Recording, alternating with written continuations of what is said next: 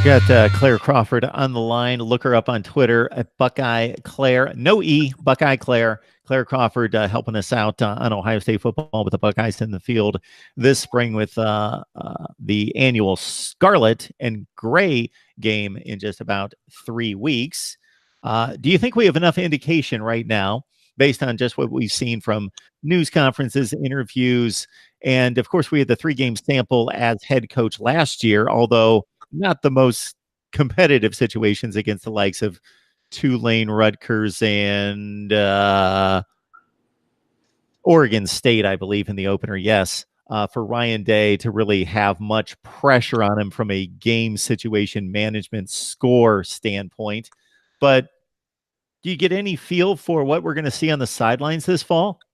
As a fan, I'm excited to see his new traditions and things like that. But Ryan Day, when he was stepping in, and again, you mentioned, it was not competition like Urban was facing, but what you saw was exactly what you wanted to see is him actually taking care of business against those teams instead of kind of stepping in and kind of shyly and meekishly taking care of those things. He really pressed the gas on it and wanted to make an impression, and he certainly did so. He put up some pretty intense numbers during those games. I have full confidence that Ryan Day going forward is the future of Buckeye football, and it's not like he can fill Urban Meyer's shoes. Urban Meyer is going to go down as one of the all-time greats in college football history. He is obviously still a part of the team as a consultant, and it's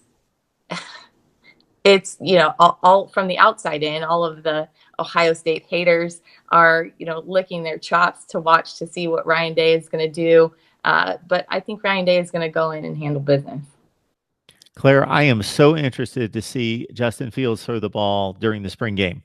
And hopefully he has some opportunity to let it fly a few times downfield and then also make some more intermediate NFL kind of throws, because he and Trevor Lawrence were like 1 and 1A in the recruiting battle and the recruiting rankings of the best position players in the country at quarterback. And then we see what Trevor Lawrence has delivered at Clemson. And we're hearing out of Ohio State camp then when Justin Fields delivers the football, even with the competition of quarterbacks who have been good enough to be recruited and signed at Ohio State, like a Matthew Baldwin, that when Justin Fields delivers it, it looks different, sounds different, arrives just a little bit quicker.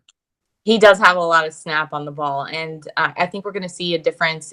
Obviously the wide receivers were in transition this past year with coaches kind of streaming in and out and the controversy in the off season.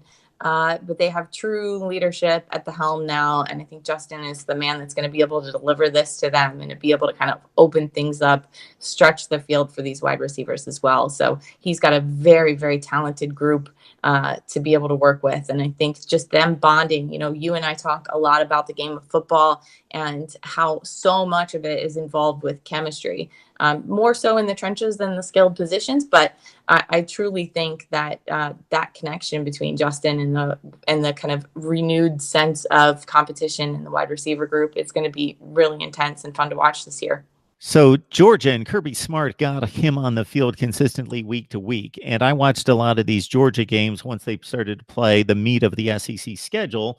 And it was always the same things. Justin Fields is coming in for a little spot duty, and he's not going to throw the ball. He's going to take the direct snap and look for a lane and run. They allowed him, basically, if you look at the entirety of the season, you're going to see that he completed 27 of 39 passes. I've got the breakdown right in front of me, and there's a lot of passes being thrown against Middle Tennessee State, Austin Peay, and then when it came to Florida and Auburn and the likes of those kind of teams, it was just running the football. So there wasn't a whole lot of trust factor there at that stage of his development. And probably just trying to appease him that we're going to get you on the field. Hang on, 5-star. We're going to get you on the field. But obviously that didn't work. And here he is in Columbus, and we'll see what he's got. You hope that it's like a Joe Burrow situation where the transfer happens and they just end up blooming and really assimilating as part of the program and really kind of latching on and drinking the Scarlet Kool-Aid. Gonna go get me some Scarlet Kool-Aid tonight. Tasty. I'm headed out to do a little grocery shopping tonight or this evening, so I'll be looking for it. Good.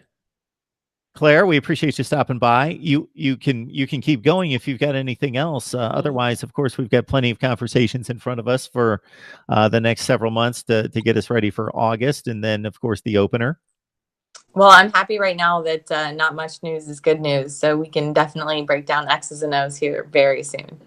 Yeah, Cameron Babb and Justin Hilliard injured the first week of practice. No real word on how severe those are, but not expected to be too much. Other than that, yes, we will see the Buckeyes here in a few weeks on the field against the Buckeyes. All right, Claire, we appreciate you stopping by. It's always a good time. Thank you so much for having me on.